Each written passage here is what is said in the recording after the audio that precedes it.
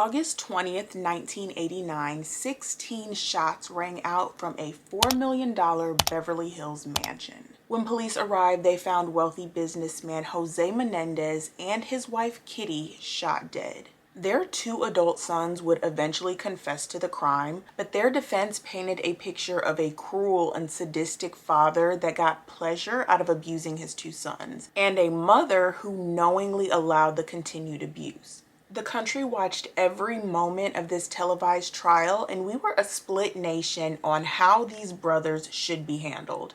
Was abuse a defense for murder? This is the disturbing case of the Menendez brothers.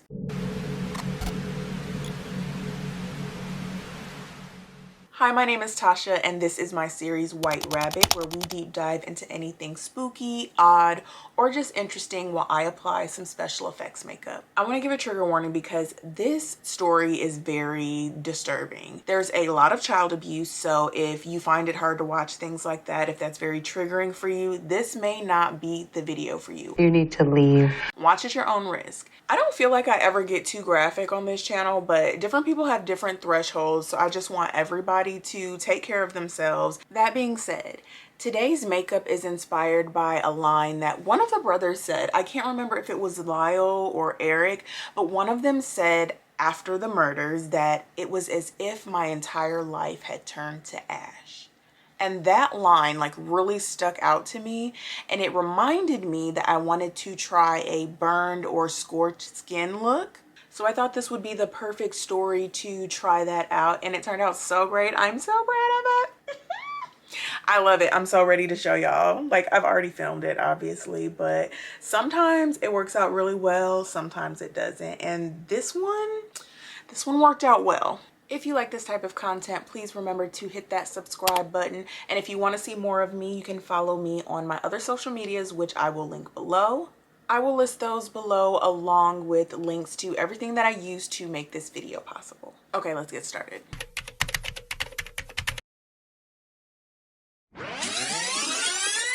I always think family history is important when it comes to cases like this, but in this specific case, I feel like family history is literally everything. So we're gonna start with the early life of Jose Menendez.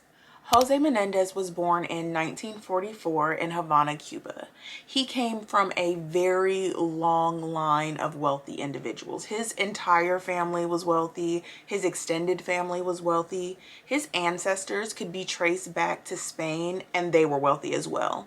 So needless to say, he grew up and was raised in a very privileged house. He very much so lived this dream life in Cuba. That was until 1953 when he and his entire family lost everything they had during the Cuban Revolution. They basically fled Cuba and had to restart their lives here in the United States. After fleeing Cuba, Jose was determined to have the same type of life that he had in Cuba. He wanted to rebuild everything. He enrolled at Southern Illinois University, and that is where he met his future wife, Mary Louise Kitty Anderson, in a philosophy class. That's kind of cute. Kitty grew up in a small town in Illinois, and she had a very different upbringing than Jose. While Jose had this very expensive, lavish upbringing, Kitty had a very normal, middle-class upbringing. She was just a small town girl with big dreams of becoming an actress. Kitty was 2 years older than Jose. She was stunning and vibrant, and she had this type of personality that just drew people to her. When Jose and Kitty got together, she discovered that he was a very dominant man. And in his mind, the family and the success should all be centered around the husband. So all of her dreams about being an actress or possibly being a radio personality, she had to give that up and focus on Jose's dreams, which Kitty gladly did because she loved him and she really wanted to be with him. Jose and Kitty were married in 1963, and from that moment on, her life was focused on Jose, her family, her children. Jose was a very ambitious man, and Kitty supported everything that he did. Jose was your typical self-made man. He worked his way up in the entertainment industry, and he ended up being an executive at RCA Records, where he played a part in signing some of the biggest artists of the 80s. Joseph Lyle Menendez was born January 10th, 1960. His brother Erik was born November 27th, 1970. By the time Erik and Lyle were born, the family was living in Princeton, New Jersey in this beautiful, lavish house. From the outside, it just looked like the American dream. But from the inside, there were horrific stories of child abuse and torture. Jose was described as a very strict, dominating person. He was obsessed with success and perfection, not just for himself, but also for his sons. There was this huge, immense amount of pressure on the boys to be exactly what their father wanted them to be. It wasn't about what they wanted to be, who they were as people. They needed to mold themselves into what Jose saw fit. Kitty, on the other hand, was almost completely removed from the picture. There were reports of substance abuse, especially alcohol, and Kitty dealt with a lot of depression, so alcohol was her way of coping. Lyle Menendez, the oldest brother, was Jose's protege. He was basically being groomed to be a mini Jose. He was pushed in academics, he was pushed in sports, he went to elite schools like Princeton Day Academy. His father had very high expectations of Lyle, and Lyle worked very hard to please his father. Jose believed that love had to be earned, and Lyle worked very hard to earn his father's love. That sounds terrible. Poor thing. While Lyle had so much of his father's personality, Erik was a little more like his mother, especially in his sensitivity. Erik was a sensitive boy, and his father did not care for that. He thought that sensitivity, especially in a man, was weakness. Because of that, he just wasn't as involved with Erik. He didn't pour really anything into him. He did expect certain things of him, but the expectations between, like, the differences between Erik and Lyle were polar opposite. Jose just wasn't as involved in Erik's life.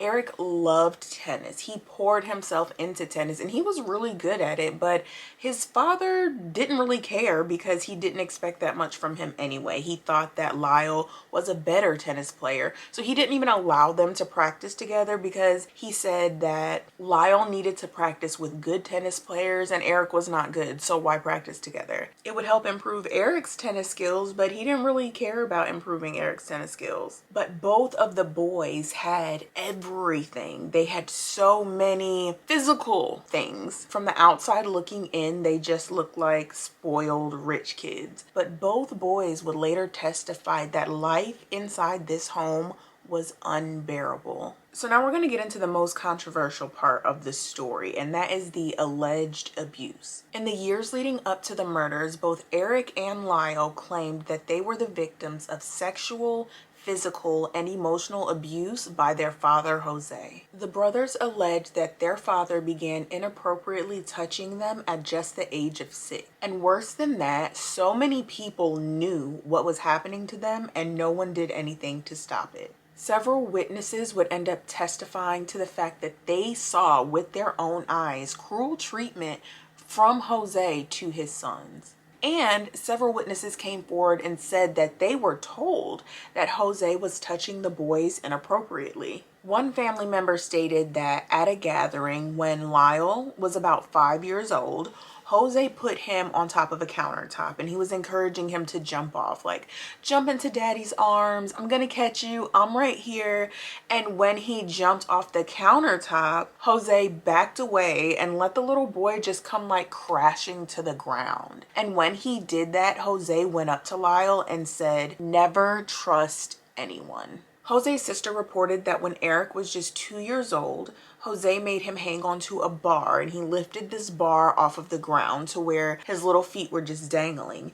And he held it there. He was enjoying the panic and the pain that he was inflicting on his own son, toddler. And there were even worse things reported about Jose. In 1976, 8-year-old Lyle ended up telling his cousin that he was really afraid to go to sleep that night because his dad had been touching him in the middle of the night and he was scared that this was going to happen tonight if he fell asleep. The cousin mortified, of course, went and grabbed Kitty to tell her what happened. Now, according to her, Kitty didn't say anything. She turned around, went to Lyle, grabbed him by his arm, dragged him upstairs, and they never talked about it again. It was never brought up again. As the years went on, Kitty just became more and more depressed and more detached from the boys. She didn't really care what was happening to them. Both of them said that there were times she witnessed Jose abusing them and she did nothing. She just enabled him to abuse her children. It is important for me to say that none of these claims were made public prior to the murders, and no evidence has been brought forward proving that the boys were abused in childhood. Of course, that does not mean that they weren't, but just had to put that out there. In 1989, the lives of the Menendez family was very tense. In addition to Kitty suffering from severe depression, Erik was suffering from severe depression. Basically, the only thing that was keeping him going was the fact that when college started, he was going to be able to go to Stanford and put some distance between him and his father's abuse. But in the summer of '89, his father crushed his dreams by telling him that not only would he not be going to Stanford and he would be going to UCLA, but he wasn't going to be living in the dorms. He was going to be living at home. This was so devastating to Erik. It was his whole life's work crashing down. Erik felt like he did not want to live anymore. He could not make it through another 4 years underneath his father's rule. As a final cry for help, Erik went to his brother Lyle and basically spilled his guts. He told him everything that was happening with their father and that it was still going on after all of these years. And then he told Lyle how his father basically stripped his dream from him just so that he could go on abusing him. According to Lyle, he confronted Jose and he told him that he was a sick person and that he would not touch his brother again. And do you want to know his response? Well, according to Lyle, his response. Lyle said that his father looked at him and told him, "What I do with my son is none of your business, and you're going to forget this conversation." He doesn't even deny it. So Lyle threatened Jose and he basically told him, "I'm going to tell everybody. I'm going to tell all of the family what you've been doing. I'm going to tell the police." But Jose was still not backing down. He was standing firmly on he will do whatever he wants to his son. Kitty even got in on this argument. She basically confirmed in this massive, explosive fight that she knew the entirety of the abuse. Like, she knew everything that was happening and she let it happen. She essentially told Lyle the same thing: you need to mind your business. It was just a very bad argument and it got extremely heated. And it was because of this extremely heated argument that the boys began to believe that their lives were actually in danger. Like, they thought that their parents were going to try to kill them. They believed that their father had too many resources and too much money to just let them leave. He always told them that they could not escape him. And now Lyle had threatened to report Jose to the police and to out what he was doing to the whole family. So they were thinking like, damn, we are kind of screwed. According to them, they 100% thought that Jose and Kitty were capable of murdering them to keep this little dirty secret a secret. And I 100% believe that they were capable too, because anybody that will like torture and abuse their own children like that, and a person that will just sit by and allow it to happen and basically be like, "Hey, I know what's going on, you mind your business." I don't put murder past them. That seems like a person that would murder you. And so Lyle told his brother Erik, like, "Hey, let's not just wait around to get killed. Let's at least have some form of protection in case they do try to attack us." The two of them ended up stealing one of Lyle's friends' IDs, and they went to a gun store in San Diego where they purchased 12-gauge shotguns. Lyle was having a conversation with Kitty, and he was basically telling her that he and Erik, they were leaving. So Jose comes in with this very loud and aggressive voice, and he tells both of them that they're not going anywhere. He then turns to Erik and demands that he go back upstairs into his room and wait for him. Erik, being very afraid of his father, did exactly what his father told him to do, and he went upstairs even though They had this plan of leaving together. Jose then turns away and walks into the den, and Kitty follows behind him. Now, when Jose turned around and walked toward the den with Kitty, he walked in there and basically sat down to watch TV. Well, Lyle thought that when he was going to the den, he was going to get a weapon. So Lyle rushes upstairs to Erik and bursts through the door and tells him it's happening now. The two of them grab their shotguns, load them, and rush downstairs to their parents. Once Jose and Erik made it to the den, they began to open fire on their parents. Jose was shot in the back of the head on the couch while he was watching TV. It almost looked like an execution-style murder. Kitty tried to run, but she was shot in the leg, and after she was incapacitated, she was shot several more times, both in the chest and in the face. In total, Jose was shot 6 times and Kitty was shot 10. After the murders, Lyle and Erik somewhat had a breakdown looking at their dead parents in front of them. Erik said not even 10 seconds after it was done, he already regretted it. After the murders, the boys decided that they needed to get rid of the guns and they also needed to set up some type of alibi, so they ended up going to a movie. They drove back later that night, pretended to find their parents' bodies, and then they placed a very frantic 911 call. Beverly Hills emergency? Yes, police. What's the problem? Sounds, What's the problem? What's the problem? someone killed my parents. Pardon me? Someone killed my parents. The brothers weren't initially suspects. The police initially thought that either this had something to do with organized crime or it had something to do with Jose's business dealings, because this was a very wealthy family. Jose made a lot of money, he had a lot of contacts and connections, and they were living in this very exclusive neighborhood in Beverly Hills. For months, the brothers lived free. But because they were used to their father directing their lives, when they had a lot of freedom and a lot of money, they started to act very irresponsibly. They were using their parents' money to fund these lavish spending sprees. I mean, luxury cars, luxury vacations, 3 Rolexes. Lyle bought a restaurant and Erik hired a $50,000 tennis coach and dropped out of UCLA. They were just doing a lot for supposed sons in mourning. The police started looking into them and they found out about that little visit to the gun store in San Diego. The brothers were soon arrested and charged with their parents' murders. Initially, they did try to stick to their story and deny that they had anything to do with their parents' murders, but out of pure fear that this dirty little secret of what their father was doing to them would get out, Lyle wrote this desperate letter to Erik, and in it he detailed everything about their past, everything about the crime, and at the end he said, "Please destroy." Well, Erik did not destroy the letter. He said that this was one of the only times he had ever heard his brother so vulnerable, and he felt a certain closeness with him because of that letter, and he just could not destroy it. The letter was found in Erik's cell. Once the police had the letters, the brothers basically knew that they had to come clean. They could no longer keep secret what their father had done to them and what their mother allowed.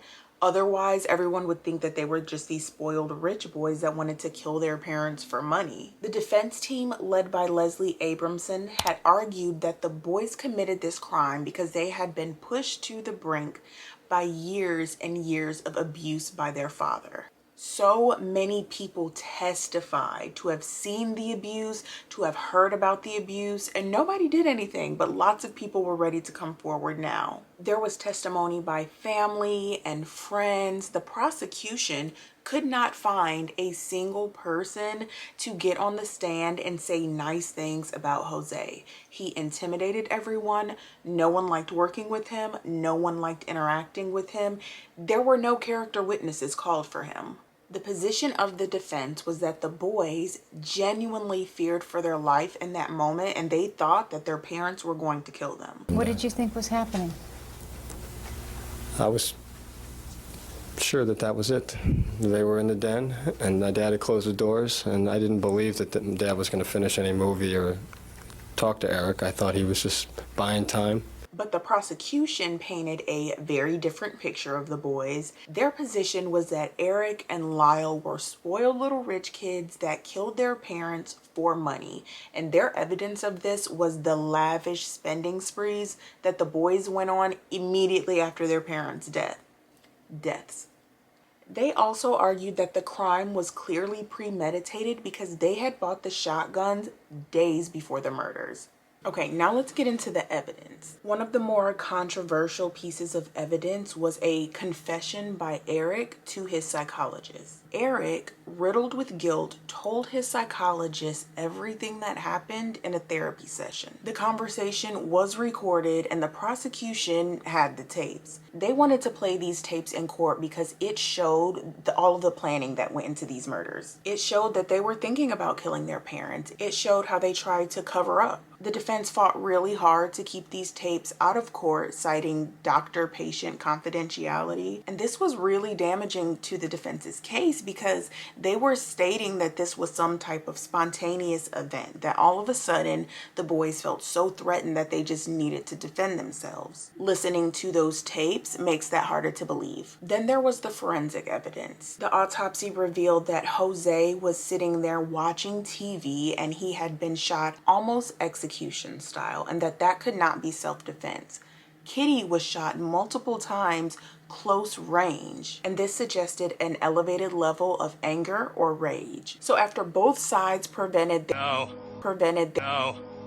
their best cases, the first trial resulted in a mistrial. So then everybody had to do this all over again.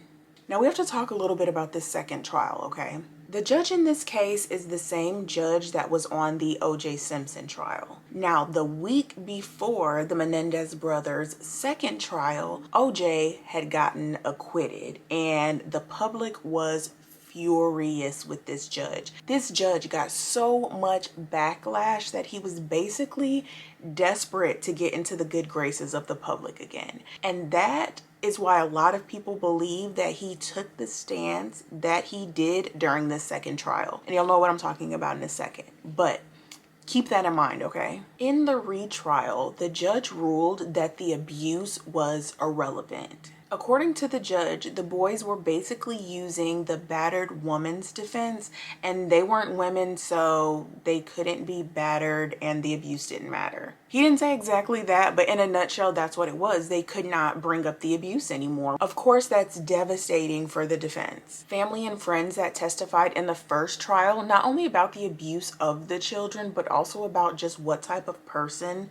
Jose was, they were not allowed to testify in the second trial. And to top it all off, the judge removed manslaughter as an option for the jury. So now it was either first-degree murder or innocent of all charges. There was no wiggle room for them anymore. Both Erik and Lyle were convicted of the first-degree murder of Kitty and Jose Menendez in 1996. They were sentenced to life in prison without the possibility of parole. The brothers were sent to 2 different prisons to serve out their life sentences. Both Erik and Lyle did eventually marry. Erik got married in 1999 and Lyle got married in 2003. And in 2018, the brothers were reunited for the first time in over 20 years when they were both transferred to the same prison facility. It was said to have been a very emotional reunion and a very beautiful thing to witness. The Menendez case has resurfaced recently, and that is largely due to the influence of Kim Kardashian. She is very much known for her advocacy in criminal justice reform. She has publicly expressed her belief that the brothers have suffered from prolonged abuse and that their mental state at the time of the murder should be reconsidered. Kim has reportedly been in contact with lots of legal experts and is looking into the possibility of either getting the boys' sentences overturned or a shorter sentence. She really believes that they deserve a second chance, especially since our understanding of how trauma and abuse affects people is so much deeper now. As of now, the Menendez brothers are still in prison, but the debate as to if they should be is as heated as ever. Netflix has a series and a docuseries on this case. People are paying attention. So what do you think? Were Lyle and Erik victims of prolonged abuse? Did they just snap and do this out of fear and desperation? Or were they two little spoiled rich kids that wanted their parents' money and to go on luxurious spending sprees? Drop your thoughts in the comments below. Don't forget to like and subscribe, and I will see you down another rabbit hole.